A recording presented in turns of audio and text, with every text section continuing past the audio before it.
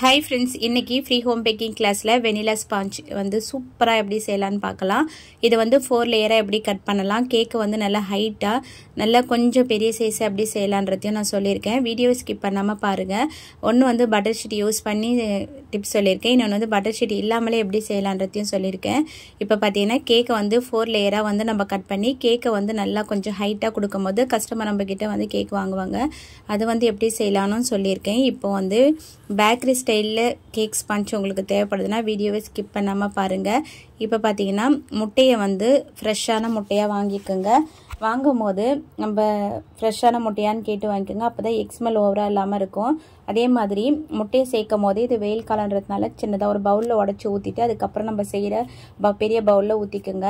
ஏன்னா ஒரு முட்டை கெட்டு போயிருந்தாலும் எல்லா முட்டையும் வந்து வேஸ்ட்டாக போயிடும். இதில் வந்து எக் ஸ்மெல் இல்லாமல் இருக்கணும்னா இந்த 3 எசன்ஸை கண்டிப்பாக நம்ம சேர்க்கணும். பேக்கரி ஸ்டைல்னு வரும்போது கண்டிப்பாக இந்த 3 எசன்ஸை சேர்த்தாதான் ஃப்ளேவரும் டேஸ்ட்டும் அதே மாதிரி பர்ஃபெக்டாக வரும். இதில் வந்து vanilla essence, butter essence, milk essence. இது 1 kg அளவுக்கு வந்து ஒரு மூடி அளவுக்கு வெனிலா எசன்ஸ் சேர்த்துக்குங்க. ஒரு 1/4 மூடி அளவுக்கு பட்டர் எசன்ஸ், 1/4 மூடி அளவுக்கு மில்க் எசன்ஸ், இதை 3த்தையும் சேர்த்துக்குங்க. சேர்த்துட்டு அது கூட வந்து 150 கிராம் அளவுக்கு சர்க்கரை, 15 கிராம் அளவுக்கு கேக் ஜெல், ஒரு பிஞ்ச் அளவுக்கு உப்பு, இது எல்லாத்தையும் சேர்த்துட்டு ஃபஸ்ட்டு ஸ்பீடில் வச்சு நல்லா பீட் பண்ண ஆரம்பிங்க. நீங்கள் எடுத்ததுமே ஹை ஸ்பீடில் வச்சு பீட் பண்ணிங்கன்னா முட்டை நல்லா பொங்கி வரும், சர்க்கரை கரையாது. நிறைய வந்து கேக் சொதப்பலுக்கு முக்கியமான காரணமே இதுதான். அதனால் நீங்கள் வந்து என்ன பண்ணுறீங்கன்னா ஃபஸ்ட்டு ஸ்பீடில் வச்சு கரெக்டாக ஒரு 5 நிமிஷத்துக்கு நல்லா வந்து பீட் பண்ணி எடுத்துக்குங்க. ஒரு 5 நிமிஷம் குறையாமல் ஃபஸ்ட்டு ஸ்பீட்லேயே வச்சு பீட் பண்ணும்போது சர்க்கரை வந்து கொஞ்சம் கொஞ்சமாக கரைஞ்சி முட்டை நல்லா பொங்கி வரும். அதே மாதிரி இந்த முட்டை வாசனை கேக் செஞ்சு நம்ம சாப்பிடும் போது அந்த வாசனைலாம் இல்லாமல் நல்லா ஃப்ளேவர் வந்து சூப்பராக இருக்கும். கண்டிப்பாக இந்த மெத்தடில் ட்ரை பண்ணி பாருங்கள். பிகினர்ஸாக இருக்கீங்கன்னா வீடியோவை ஸ்கிப் பண்ணாமல் பாருங்கள். அப்போ தான் உங்களுக்கு நிறைய டிப்ஸோட வீடியோ வந்து யூஸ்ஃபுல்லாக இருக்கும். ஏற்கனவே உங்களுக்கு செய்ய தெரியும்னா நீங்கள் ஸ்கிப் பண்ணி கூட பார்த்துக்கலாம். இப்போ பார்த்தீங்கன்னா நான் வந்து ஸ்கிப் பண்ணாமல் காட்டியிருக்கேன். ஃபஸ்ட்டு ஸ்பீட்லேயே வச்சு ஒரு 5 நிமிஷத்துக்கு நான் பீட் பண்ணி காட்டுறேன். இப்போ நம்ம முட்டையை வந்து எந்த அளவுக்கு பீட் பண்ணி எடுக்கிறோமோ அந்த அளவுக்கு வந்து கேக் ஸ்பாஞ்ச் வந்து நல்லா ஹைட்டாக கிடைக்கும். அதனால் வந்து கண்டிப்பாக வந்து சோம்பேறித்தனம் பார்க்காம ஒரு ஃபஸ்ட்டு ஸ்பீட்லேயே வச்சு நல்லா பீட் பண்ணி எடுத்துக்கோங்க. இப்போ பார்த்தீங்கன்னா தெரியும், ஒரு 2 நிமிஷத்தில் வந்து முட்டை வந்து இந்த மாதிரி நல்லா பொங்கி வந்திருக்கு. நீங்கள் வந்து நல்லா பீட் பண்ணி ஒரு 5 நிமிஷம் பீட் பண்ணதுக்கப்புறம் விரல்களை லைட்டாக வந்து தொட்டு பாருங்கள். நல்லா க்ரீமியாக இருக்கணும். அது சர்க்கரை வந்து கொஞ்சம் கூட நம்மளுக்கு தெரியக்கூடாது. அந்த அளவுக்கு பீட் பண்ணிங்கன்னா தான் சூப்பராக இருக்கும். இப்போ பார்த்தீங்கன்னா நல்லா பீட் பண்ணி எடுத்துட்டேன். சர்க்கரைலாம் முழுமையாக கரைஞ்சிருச்சு. இப்போ ஹை ஸ்பீடில் வச்சு கரெக்டாக 1 நிமிஷத்துக்கு வந்து நல்லா பீட் பண்ணி எடுத்துக்கலாம். அப்போ வந்து நல்லா முட்டை வந்து நல்லா பொங்கி வரும். இப்போ தான் நம்ம வந்து ஹை ஸ்பீடில் வச்சு நல்லா பீட் பண்ணி எடுக்கணும். பீட் பண்ண முட்டை வந்து நல்லா திக்காக நல்லா க்ரீமியாக கிடைக்கும். இந்த பதத்துக்கு பீட் பண்ணால் தான் கேக் வந்து சூப்பராக வரும். பிகினர்ஸ்க்கு வந்து எடுத்ததுமே ஹை ஸ்பீடில் வச்சு பீட் பண்ணிடுவீங்க. பண்ணிட்டோம்னா நம்ம கேக் பேக் பண்ணும் போது நல்லா ஹைட்டாக வரும் கேக்கு. பேக் பண்ணி முடிஞ்சதும் நம்ம வெளியே எடுத்து ஆறத்துக்காக வைப்போம் இல்லையா, அப்போ வந்து அப்படியே பாதி அளவுக்கு குறைஞ்சி போயிடும். அந்த மாதிரிலாம் இல்லாமல் இருக்கணும்னா நம்ம கேக் செய்யும் போது ஸ்லோவாக தான் நம்ம செய்யணும். இப்போ பார்த்தீங்கன்னா சைட்லலாம் லைட்டாக எடுத்து விட்டுட்டு இன்னும் வந்து கொஞ்சம் நேரம் வந்து அதாவது 1 நிமிஷத்துக்கு வந்து நான் பீட் பண்ணி எடுத்துக்கிறேன். பீட் பண்ணி எடுத்துட்ட பிறகு இதில் வந்து மைதா மாவு, பேக்கிங் பவுடரை வந்து எடுத்து வச்சுருக்கேன். எந்த அளவில் சேர்க்கணும்னா மைதா நம்ம சர்க்கரை எடுத்தோம் இல்லையா 150 கிராம், அதே மாதிரி 150 கிராம் அளவுக்கு மைதா மாவு, ஒரு 3 கிராம் அளவுக்கு பேக்கிங் பவுடர் வந்து நான் எடுத்து ரெண்டுத்தையுமே அளந்து எடுத்து வச்சுருக்கேன்.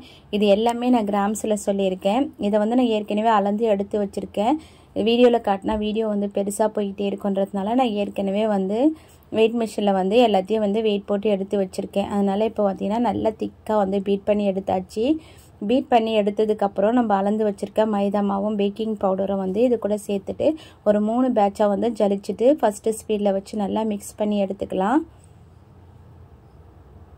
இந்த ஸ்டெப் வந்து முக்கியமான ஸ்டெப்பு. என்னென்னா முட்டையை வந்து நல்லா பீட் பண்ணிகிட்டு இருப்போம். அதுக்கப்புறம் வந்து மைதா மாவு போட்டு நம்ம மிக்ஸ் பண்ணும் போது அந்த முட்டையோட கலவையில் இந்த மைதா மாவு எல்லா பக்கமும் வந்து சேர்ற மாதிரி நல்லா மிக்ஸ் பண்ணி எடுத்துக்கணும். இல்லைன்னா முட்டை ஒரு பக்கம் மைதா மாவு ஒரு பக்கம் நின்றுதுன்னா கேக்கில் வந்து குழி மாதிரி வர ஆரம்பிச்சிடும். அதெல்லாம் இல்லாமல் இருக்கணும்னா நம்ம 3 பேட்சாக போட்டு ஃபஸ்ட்டு ஸ்பீடில் வச்சுட்டு ஸ்லோவாக வந்து பீட் பண்ணி எடுத்துக்கோங்க.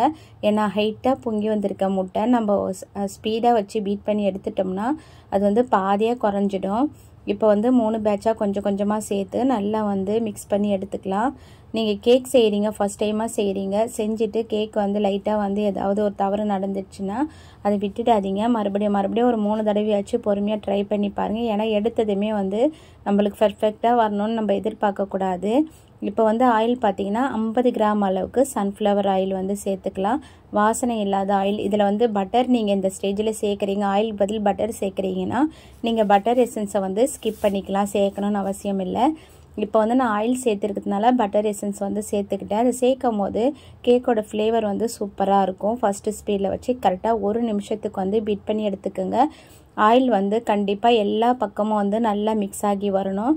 நம்ம ஊற்றுற ஆயில் வந்து அடியில் போயிட்டு அப்படியே நின்றுடும். நம்ம சரியாக பீட் பண்ணலைன்னா அடியில் வந்து நம்ம மிக்ஸ் பண்ணும் போது ஆயில் அப்படியே தெரியும். அதனால் வந்து என்ன தான் பீட்டரில் பீட் பண்ணாலும் பீட்டரில் இருக்கிறத வந்து ஸ்பேச்சுலா வச்சு நல்லா வந்து வழித்து எடுத்துட்டு அதுக்கப்புறம் ஸ்பேச்சுலா வச்சு ஒரு 2-3 தடவை நல்லா மிக்ஸ் பண்ணி கொடுத்துக்கலாம். ஏன்னா அடியில் வந்து ஆயில் தங்கிடுச்சுன்னா கேக்கு பேக் ஆகி வரும்போது மேலே கிறிஸ்பியாக மாறிடும். அதனால் வந்து நல்லா லைட்டாக வந்து அதாவது மிக்ஸ் பண்ணி எடுத்துக்குங்க.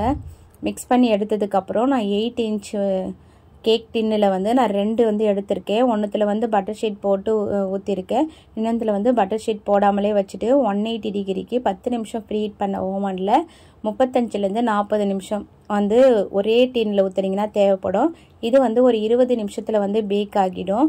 ஃபஸ்ட்டு கேக் டின்னை வந்து இதில் வந்து நான் பட்டர் ஷீட் வந்து போட்டுட்டு எடுத்துட்டேன். பார்க்கும் போதே உங்களுக்கு தெரியும் அடியில் வந்து கொஞ்சம் கூட ஒட்டி இருக்காது. அதே மாதிரி பட்டர் ஷீட் வந்து ஆயில் ஃப்ரீ பட்டர் ஷீட்ன்றதுனால நான் ஆயில் கூட அப்ளை பண்ணலை, அப்படியே தான் ஊற்றி வச்சுருந்தேன். அடுத்த கேக் டின்னில் வந்து சைடில் ஃபஸ்ட்டு இதில் வந்து நான் ஆயில் எதுவுமே அதாவது ஆயில் மட்டும் லைட்டாக அப்ளை பண்ணியிருக்கேன், பட்டர் ஷீட் போடலை. ஆயில் மட்டும் அப்ளை பண்ணியிருக்கேன், மைதா மாவு கூட டஸ்ட் பண்ணி எடுக்கல. போட்டுட்டு சைடில் வந்து நைஃபை வச்சு லைட்டாக வந்து சுற்றி எடுத்து விட்டுட்டு லைட்டாக தூக்குன மாதிரி எடுத்து விட்டிங்கன்னா டீமோல்ட் ஆகிடும் வந்துடும். அடியில் வந்து லைட்டாக தான் ஒட்டி இருக்கும், ரொம்பலாம் ஒட்டி இருக்காது. பார்க்கும் போதே தெரியும் அடியில் வந்து பிசு பிசுன்னு எதுவுமே இல்லை. நம்மக்கிட்ட பட்டர் ஷீட் இல்லைனா கூட லைட்டாக ஆயில் வந்து லைட்டாக தான் அப்ளை பண்ணணும். அதிகமாக அப்ளை பண்ணிட்டோம்னா இந்த சைட்ஸில் அடியிலலாம் வந்து கிறிஸ்பியாக இருக்கும். அதனால் வந்து ஆயில் வந்து அதிகமாக தேய்க்காதீங்க. லைட்டாக ஒரே தடவை ப்ரஷ்ஷில் தொட்டுட்டு எல்லா பக்கமும் தேய்ச்சி விட்டுட்டிங்கன்னா போதும். எடுக்கும் போது சுற்றி எடுத்து விட்டுட்டு லைட்டாக நைஃப் அடியில் விட்டு ஒரு 2-3 இடத்துல லைட்டாக தூக்கி விட்டுட்டு கவிழ்த்திங்கன்னா சூப்பராக வந்துடும். கேக் பார்க்கும் போதே உங்களுக்கு தெரியும் நல்லா பஞ்சு மாதிரி சூப்பராக இருக்கும். நம்மளுக்கு வந்து இந்த ப்ரௌன் லேயர் வேண்டான்னா இது வந்து ரொம்ப எக்ஸ்மெல்லாம் இருக்காது. நம்மளுக்கு வேண்டான்னா லைட்டாக ஒரு தின் லேயராக தான் வரும், ரொம்ப திக்காலாம் வராது.